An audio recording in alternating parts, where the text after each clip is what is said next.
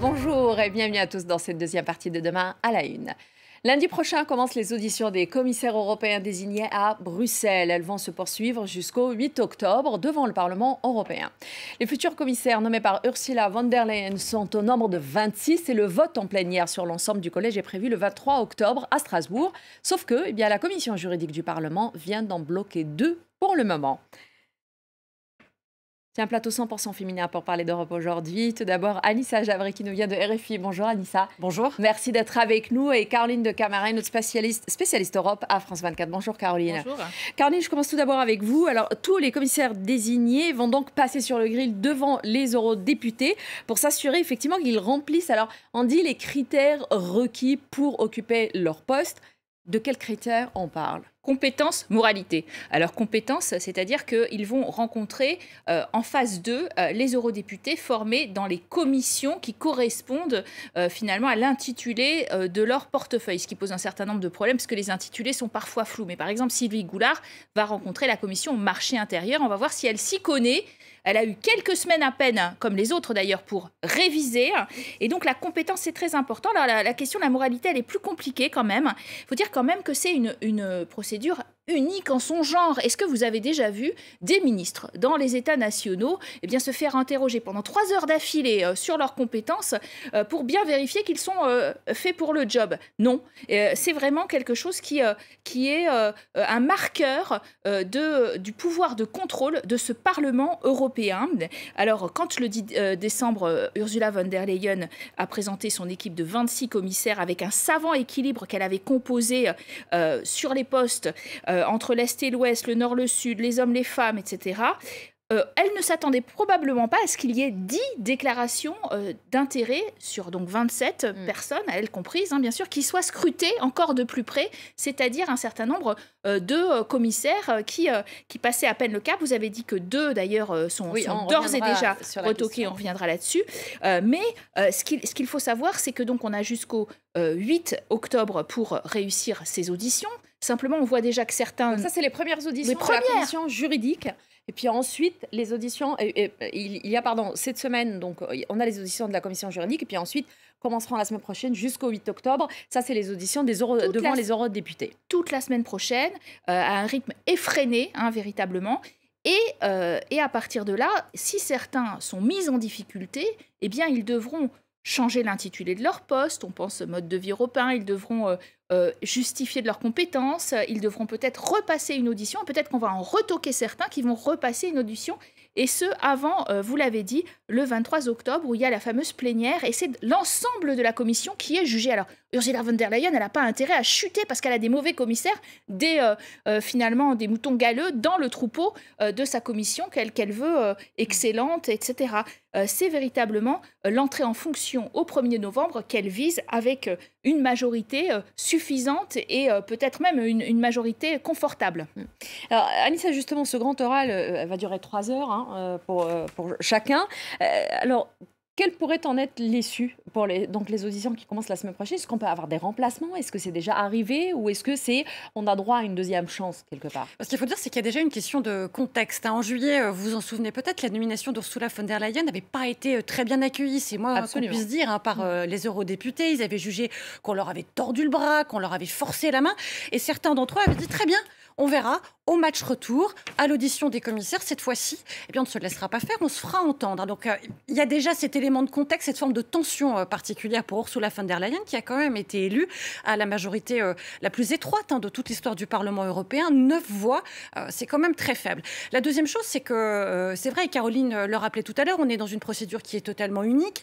Ces auditions devant le Parlement européen, c'est tout, sauf une formalité, une chambre d'enregistrement. Et il y a eu, effectivement, des exemples dans le passé où ça ne s'est pas bien passé.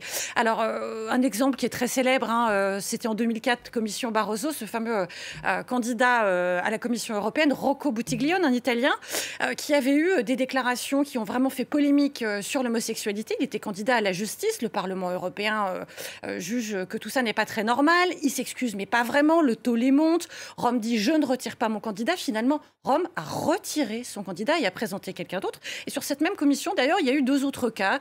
Il y a eu une candidate lettone, ça avait fait beaucoup moins de bruit, qui avait été mise en cause pour des affaires de financement illicite de son parti. Alors très discrètement, la Lettonie a proposé quelqu'un d'autre. Il y a eu un candidat hongrois qui n'avait été jugé vraiment pas convaincant sur son portefeuille. L'énergie, comme Caroline le disait, ça arrive. Eh bien, on lui a proposé un autre portefeuille. Il s'est occupé de fiscalité.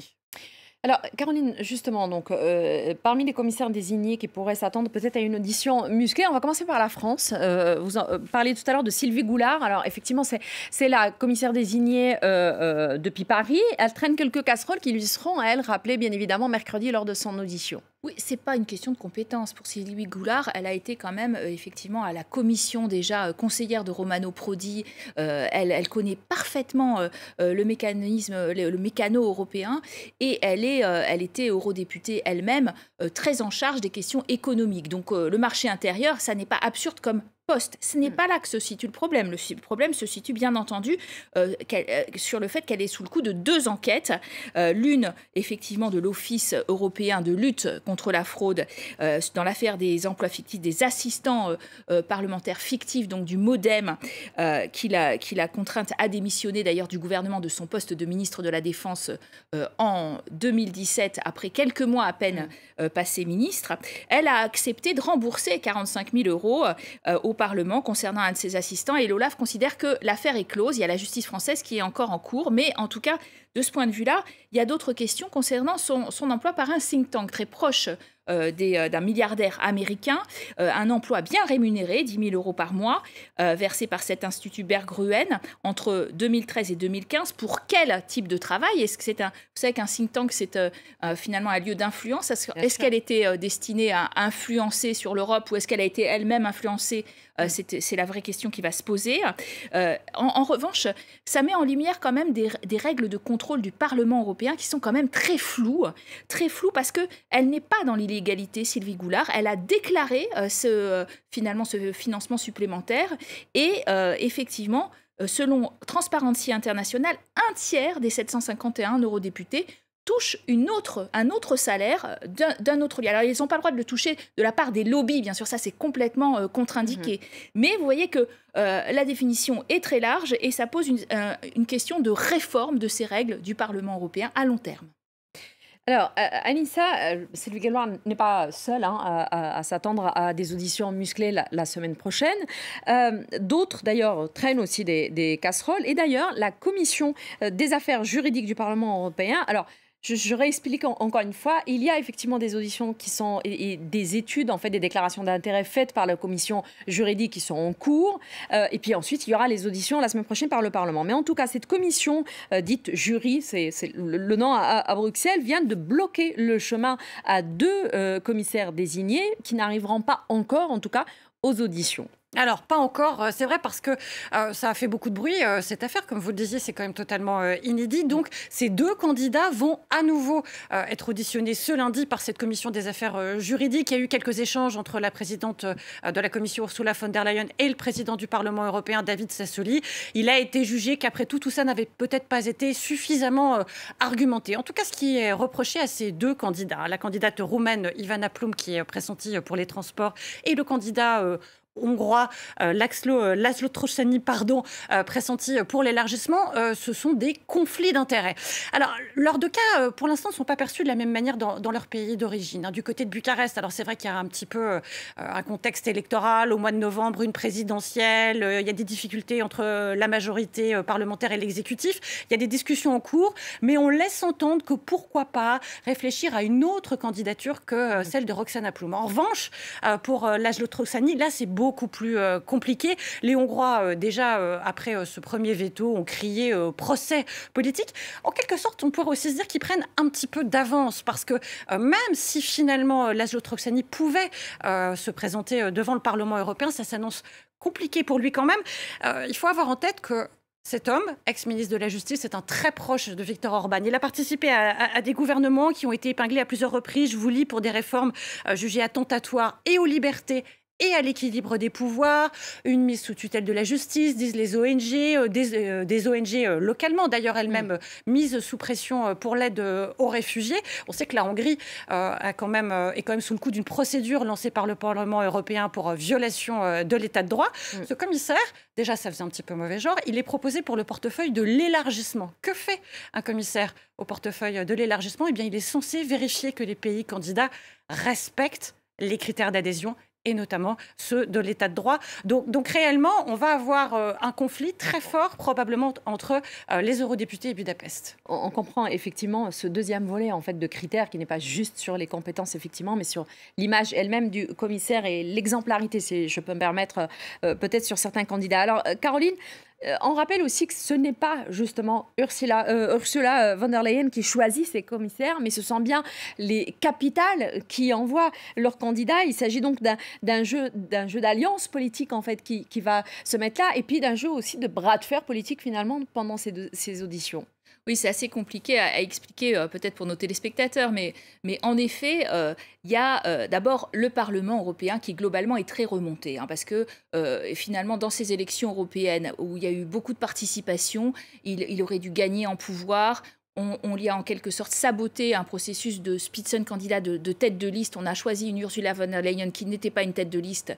Donc les chefs d'État et de gouvernement ont assumé en quelque sorte les pleins pouvoirs sur cette commission. Ça leur plaît pas. Donc ils sont particulièrement remontés. Ils vont pas faire de cadeaux. Et certainement, il y aura des commissaires récusés pour cette première raison. C'est montrer ses petits muscles. Et c'est important en politique européenne. Deuxième chose importante, il y a aussi évidemment... je te tue contre ton candidat, tu me tues mon candidat. C'est-à-dire qu'en fait, il y a aussi le jeu des partis. Or, les Verts sont un peu hors système. Ils vont critiquer l'ensemble des candidats. Et il y a les trois grands partis, le Parti populaire européen, le Parti des socialistes et démocrates, et puis le parti maintenant Renew Europe au centre de l'hémicycle qui commence à peser, qui vont essayer d'obtenir un équilibre. Alors, de sauver leur candidat ou alors que chacun ait un mort. Voilà, c'est un petit peu ça l'idée. Alors, donc, la fameuse Rovana Plumb, si on revient justement, elle est sociale et démocrate, donc ça fait une très très mauvaise élève qui dans le camp des socialistes. Et puis le fameux Tokcsani, il est du Parti populaire européen, donc ça s'équilibre droite-gauche. Et peut-être que aussi par vengeance, il va falloir essayer d'en trouver un à dégommer au centre. Et là, on est sur les terres de Sylvie Goulard ou encore du Belge Didier Reynders, qui lui aussi a quelques problèmes de corruption présumés en Afrique. Donc, vous voyez que c'est aussi ce jeu des partis qui rentre en compte. C'est très, très rigolo à regarder, ces auditions, et à suivre toute la semaine prochaine et un peu la semaine suivante. Merci beaucoup. Merci Caroline. Merci Anissa aussi pour toutes ces explications. Merci à vous tous de nous avoir suivis pour ce nouveau numéro de Demain à la Une. Je vous retrouve la semaine prochaine à la même heure, toujours sur France 24. En attendant, n'oubliez pas que l'avenir n'est qu'un présent qui s'ignore, et très bon week-end à tous.